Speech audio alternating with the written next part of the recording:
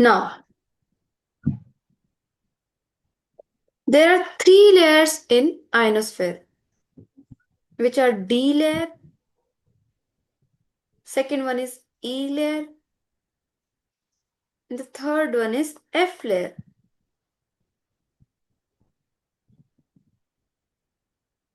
We will make a diagram for it so that we remember it every time.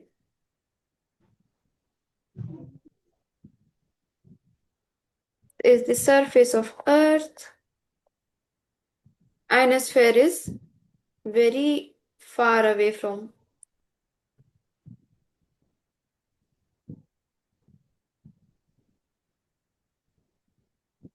I will draw different layers with different colors.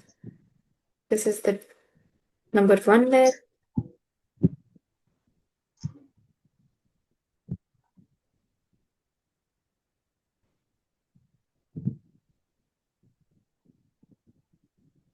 Let's draw the other one in different color. This is the E layer. And next one is the F layer. All right. So we have three layers of ionosphere. Names we have already seen, which was D layer. D layer is the lowest of the layers in ionosphere. D layer is the lowest one. E layer is the middle layer. And F layer is the topmost layer.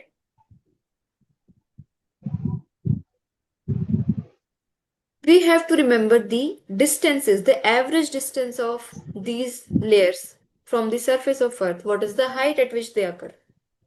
Okay. So D layer is what you have to remember. D layer is 75 kilometers above. This 75 kilometers is the average height of D layer.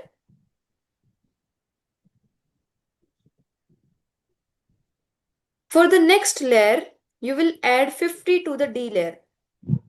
Next layer is E layer. Add 50 to 75. 125. So what is the average height of E layer? 125 kilometer. Now you had added 50 first. Now you will add double of it. 100. Good. So the average height for F layer is 2 to 5 kilometers. And this F layer is also further divided into two different layers.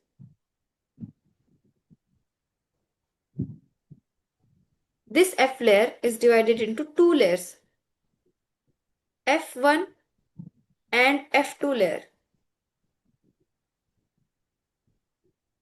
D layer, E layer, F1, F2. Now this F layer is the thickest of these all.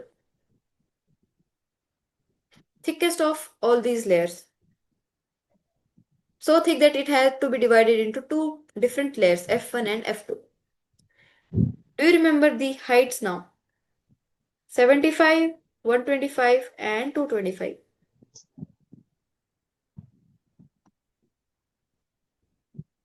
D layer is the lowest of them all. E layer is also known as Kennelly Heaviside layer.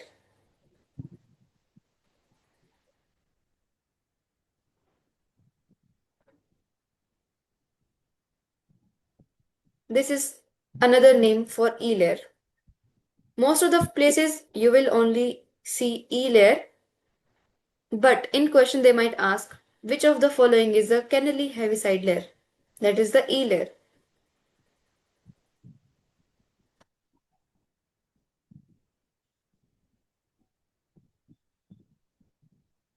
So what is the topmost layer? F layer, right? Have you ever heard of cherry on top?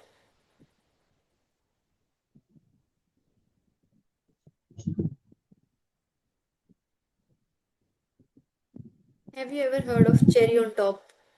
Like on the top, it's a better thing. So we call it as a cherry on top. Instead of cherry on top, I would call apple on top.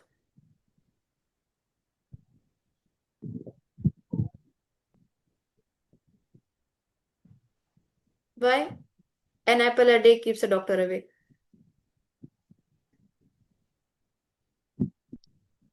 Just bear with my jokes. We don't want cherry on top, we want apple on top because one apple a day keeps a doctor away. This layer is known as Appleton layer. I don't know why do they give these fancy names to different layers. On top, there is no cherry, there is an apple. Appleton layer. F, F1 layer. Yes, not F1. Basically, the whole F layer is known as the Appleton layer. D layer is the lowest layer, E layer is the Kennelly Heaviside layer, and the top layer is the Appleton layer. If you forget these names, it's completely fine because they are not much asked.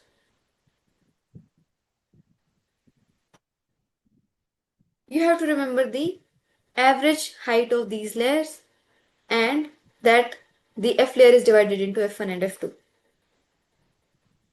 If you are able to recall these names, Appleton layer and Kennelly Heaviside layer, it's good. If you don't remember, it's fine.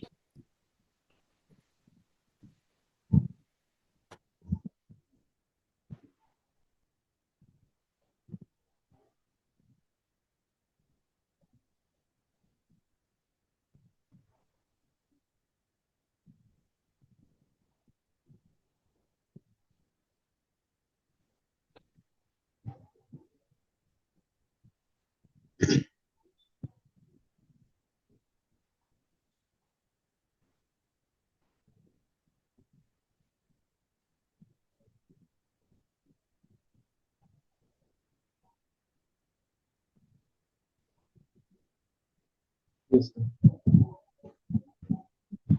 Okay.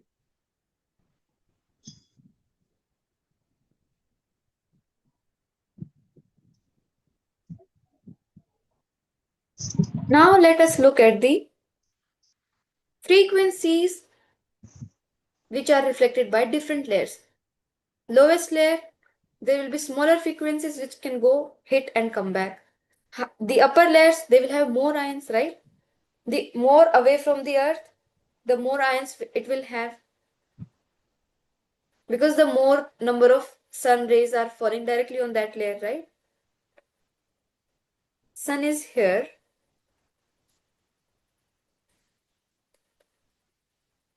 The topmost layer will have direct contact with the sun, right? correct contact. Yes, yes. So the electron density, the ions density will be more on the topmost layer, correct? So it will be able Yes, to reflect the higher frequency waves. The lower part of this layer will receive the sunlight, so it will have less ion density. So it cannot transmit higher frequencies, it can only transmit some lower frequencies. So we will see what is the frequency range for different layers. yes. This is the surface of Earth,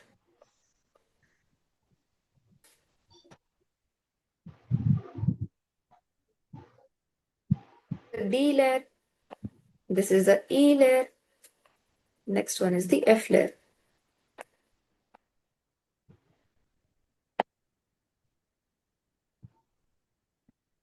When there is a signal transmitted from ground, the D layer can reflect back waves which are 50 kilohertz.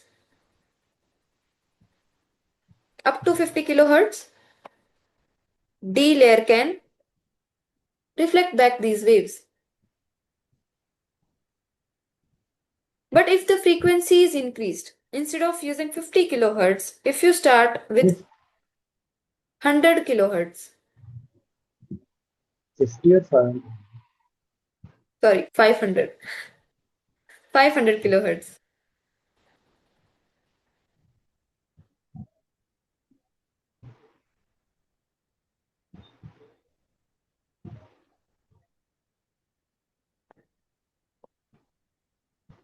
So, up to 500 kilohertz, D layer can reflect back the waves. Correct? Between 500 kilohertz up to 2 megahertz, E layer can reflect these waves back up to 2 megahertz.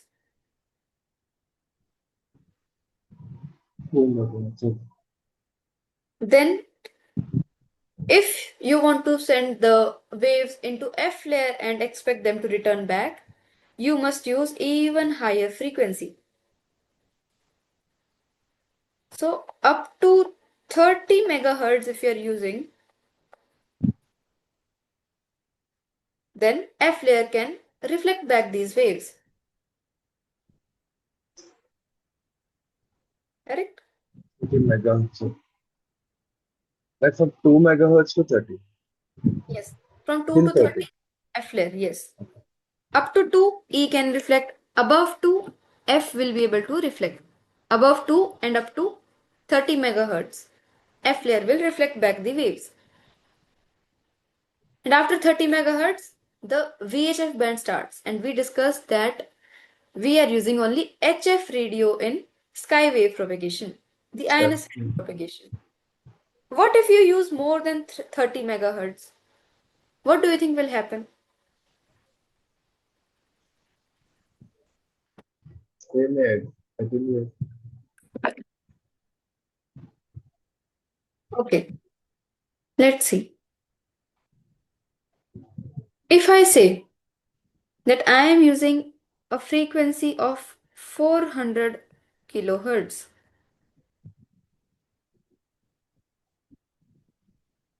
let's just take one example. I am using a frequency of 400 kilohertz. Or let's take even smaller example. I am using only 100 kilohertz, a frequency of 100 kilohertz.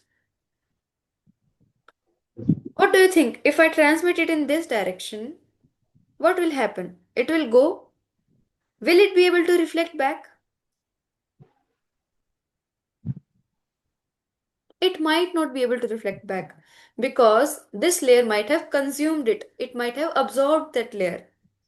If this is slightly near 500 kilohertz, it might have been reflected back. But if you are using a lower frequency, there are possibilities that this this wave will go up, might get absorbed and never comes back.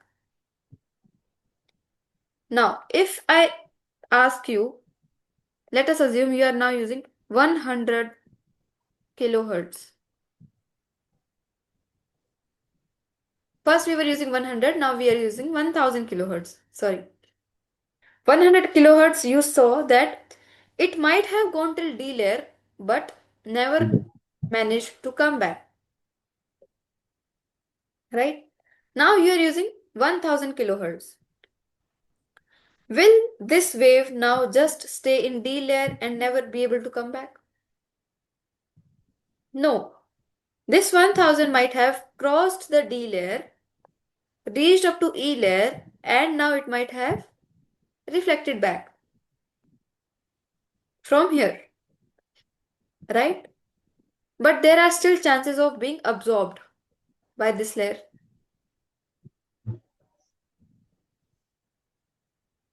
What I am trying to say is that these waves might be absorbed as well.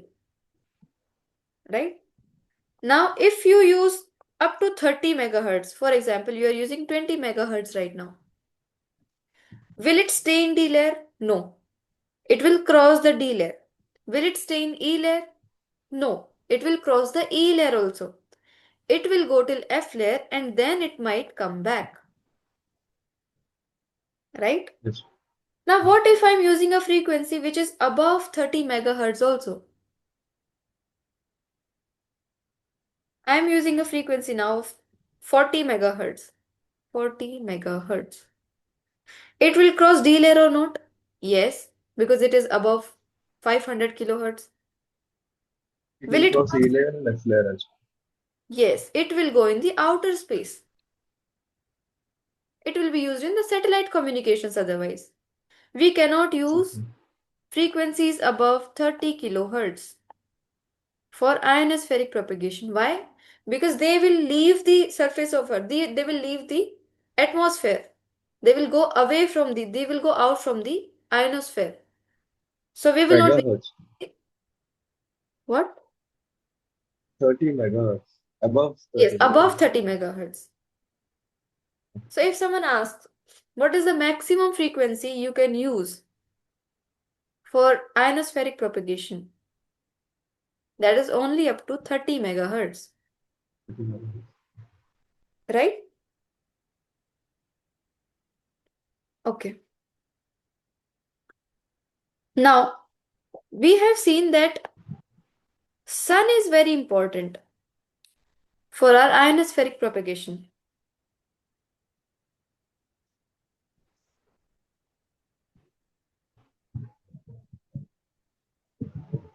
So, do you think that the variation of density of electrons is dependent on sun?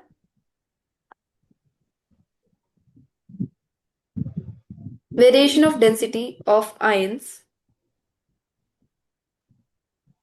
Yes, dependent on sun? yes, Yes, it is dependent.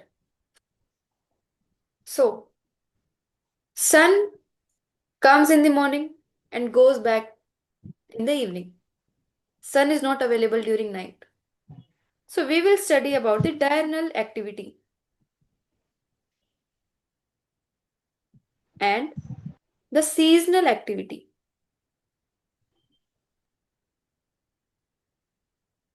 What happens when sun comes in the daytime and goes away in the nighttime? That is known as a diurnal. Basically, a whole circle of day and night is known as the diurnal functions. Combination of day and night. During the daytime, you will have more density of ions.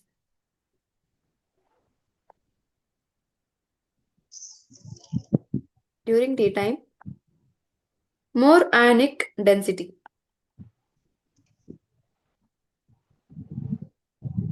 Do you agree? During the daytime, more the number of sun rays falling on the ionosphere, more the molecules are converted into ions. So more is the ionic density. Correct? That means during the daytime, we have no problem with the the ionospheric propagation. We are able to receive good signals from the ionosphere. Correct? Now, at night, sun disappears. That means there will be less ionization and hence less ionospheric propagation. Correct? That is why we say that at night D layer, mind my word, D layer disappears.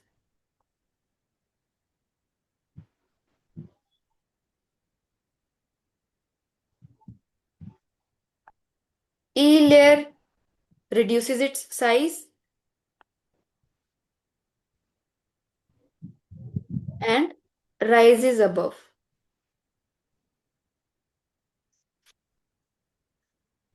In the daytime, we had D layer, E layer, F1, F2 layer. Correct? Nighttime, D layer gone, E layer became short and it slightly moved up. And F1 and F2, they are not two different layers now. They both merged and formed only one layer, merge. F layer. F1 and F2 merged together and their height also increased.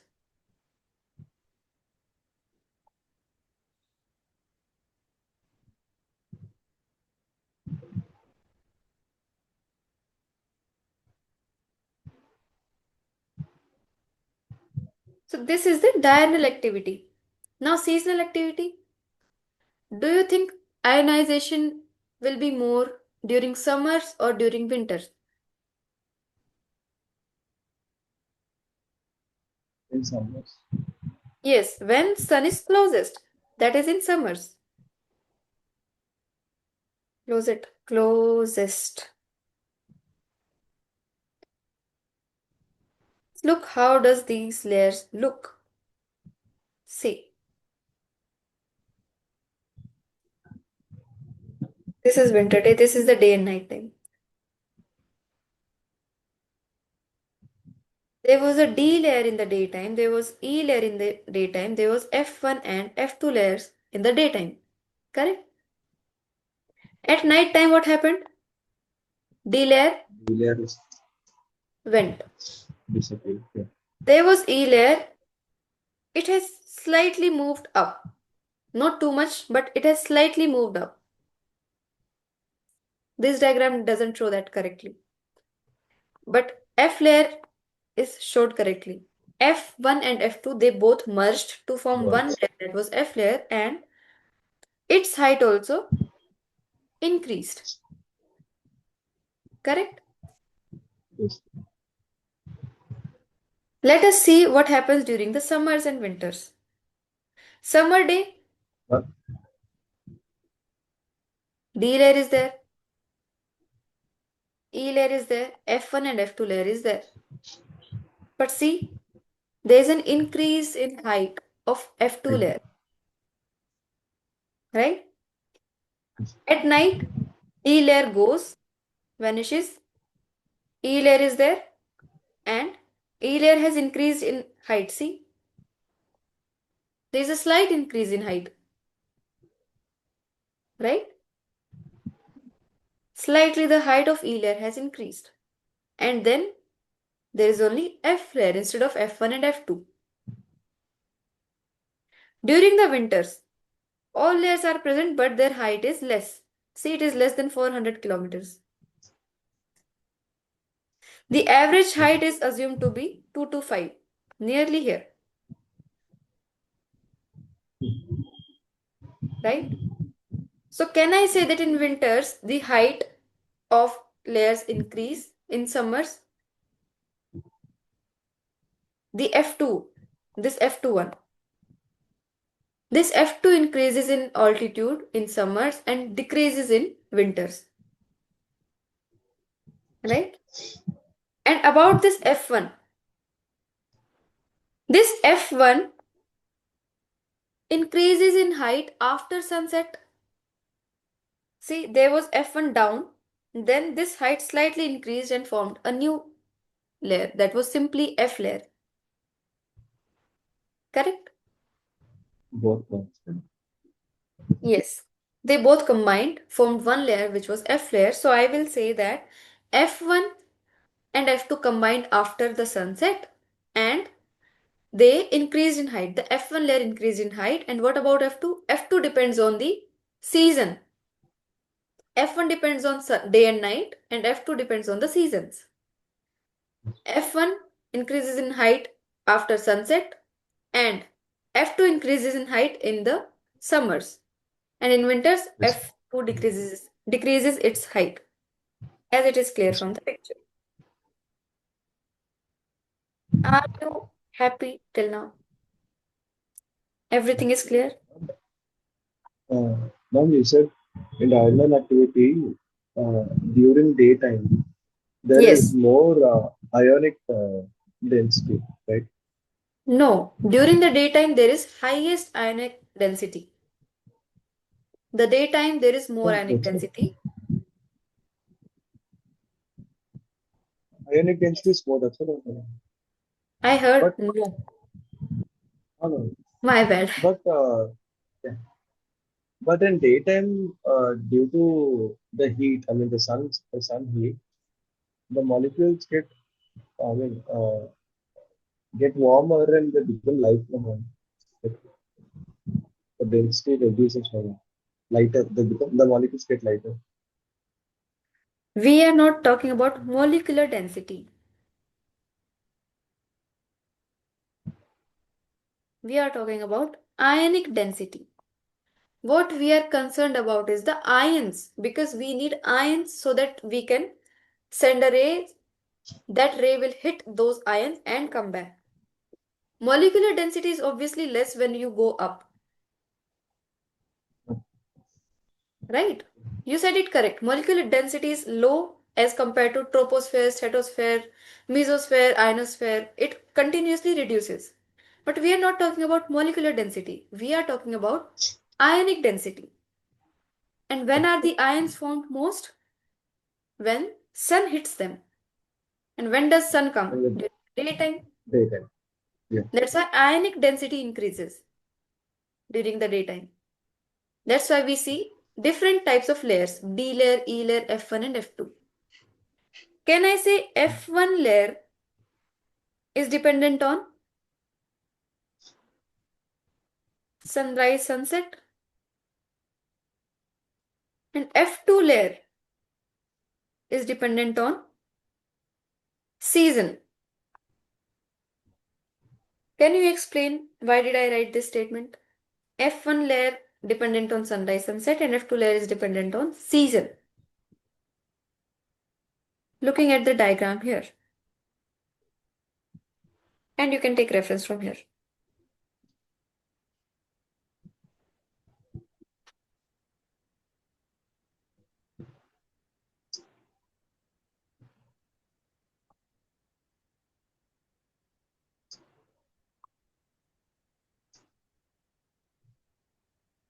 This At F1 night layer, time, yes, at night time generally they both got merged, like due to the less than ionic absence of density. sun. Yeah, Yes. yeah. Less than. So It combined and this F1 layer moved slightly up yes, moves up. during day and night. And this F2 layer, it depends on the season. See, during the summer season, its altitude is higher, and during winter season, its altitude is, see, do you see the difference? During the summer, its Ah, altitude is this much. During the winters, its altitude is this much, yes. right? Do you have Yes. any problem till now? Any doubt in F1 and F2 layer? All right. Now the problem occurs. We have studied during the daytime. We have studied the effect during the night time.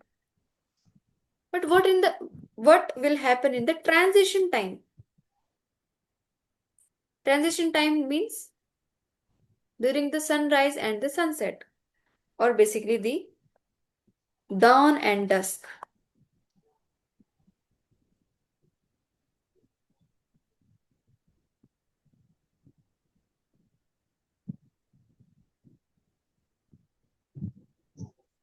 What do you think will happen during dawn and dusk?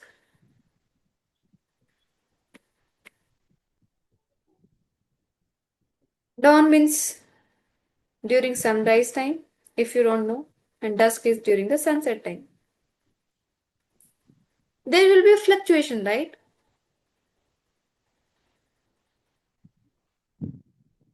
This is the daytime. This was the night time. The maximum fluctuations which will occur, they will be in this zone, right? This is the daytime. This is the night time. Daytime we know there will be good amount of ions formed in the ionosphere. Nighttime we know that there will be lesser ionic density in the ionosphere. This is the time where there will be fluctuation in the atmosphere. The sun is just about to set or the sun is just about to rise. So there are fluctuations during this time. So during day and night time, the conditions are stable. That means that layers have fixed themselves. During the night time, D gone, E is there, and F is shifted slightly up and only one layer. Situation is stable. During the daytime, D layer, E layer, F1 and F2. Situation is stable. We know that layers have formed. But during the transition phase, when this is supposed to go like this, or this is supposed to go like this is supposed to go like this, and D has to form, what will happen? There will be more fluctuations. Correct? So this is Yes. what it has said. Around dawn and dusk, ionosphere is in a transitional state. So this produces some electrical disturbances. You might hear some static interference. Or you can say some static noises. On your radios, you might hear the old radio sound that when you used to change the channel, zzz, zzz, zzz, zzz, something like this. Instead of getting the proper signal, instead of getting the proper communication, you would be hearing the static noises. Static noises are nothing but these z, z, z, z, z, the irritating sounds, right? Yes. So, how do we overcome this problem? During dawn and dusk, to overcome the problem of static noise or the static interference, we use frequency half of that we use during the daytime. We use half frequency than that used during daytime. So after dawn and dusk, we are going to use a frequency which is half the frequency of the daytime frequency. Okay.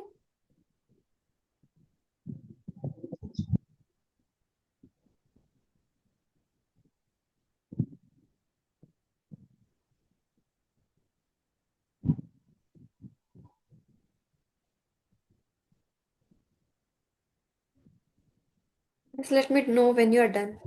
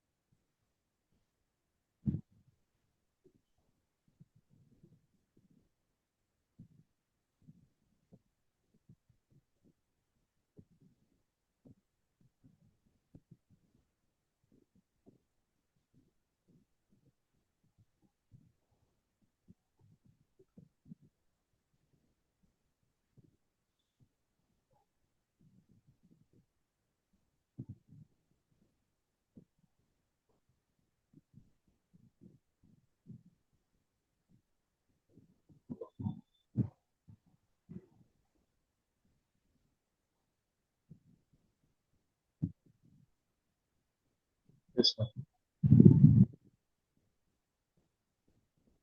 We had seen attenuation in the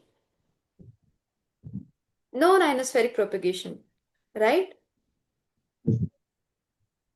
Attenuation there was caused by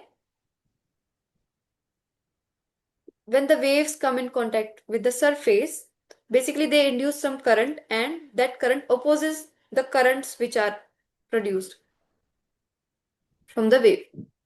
So basically they are slowing it down, right? Yes. That happens because of the type of surface they are propagating on, the frequency they were using. That means you, as you told me, if you are using higher frequency, the attenuation was more. We are talking about non-ionospheric propagation. Correct? Yes. We had seen that the waves were losing their signal as they were traveling on the surface of Earth.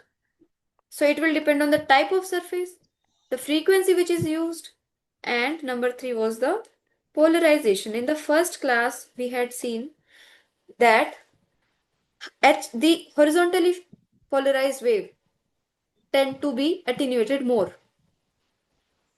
and the vertically polarized wave have minimum attenuation. vertically polarized wave have minimum attenuation. Horizontally polarized wave had maximum attenuation. This is what we had seen in the non-ionospheric propagation, right? Now, we will see this attenuation in ionospheric propagation. What are the different factors? Ionospheric propagation. I had told you that both of them are completely opposite of each other. Correct? Number one is the density of layer. If there is more density in any layer, do you think there will be less attenuation or more attenuation? More the number of molecules. So if you are hitting, these molecules are trying to come back, but they will get absorbed. You will not receive back the signals, correct? If there is less density, the signals will go. Very few members they have to meet there. They might get reflected by any one of those members and come back. More the number of people sitting in one room, more you will be suffocating, right? So what do you think will be the effect of density on ionospheric propagation, the attenuation basically? We are talking about attenuation. If density is increased, if there is more density in any layer, the attenuation will it be more or less? No. Yes, it will be more. Correct? Yes. Number two is the penetration depth.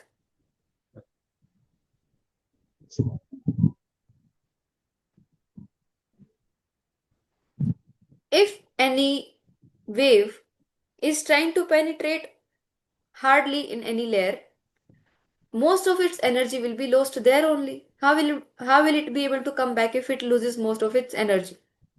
So do you think it will attenuate more or less if the penetration depth is more?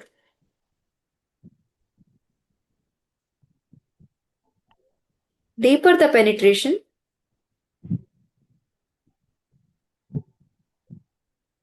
more loss of energy.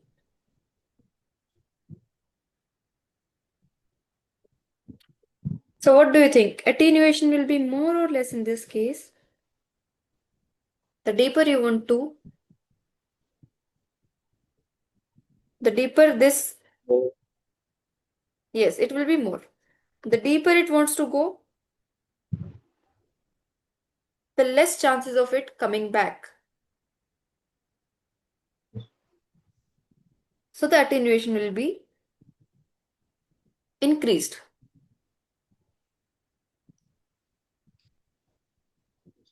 Number three,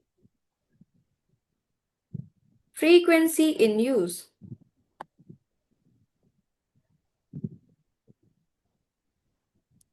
Do you think if I use high frequency, there will be more attenuation? Or if I use lower frequency, there will be more attenuation? Frequency more. Low frequency, more attenuation. This is what you are saying? High frequency more.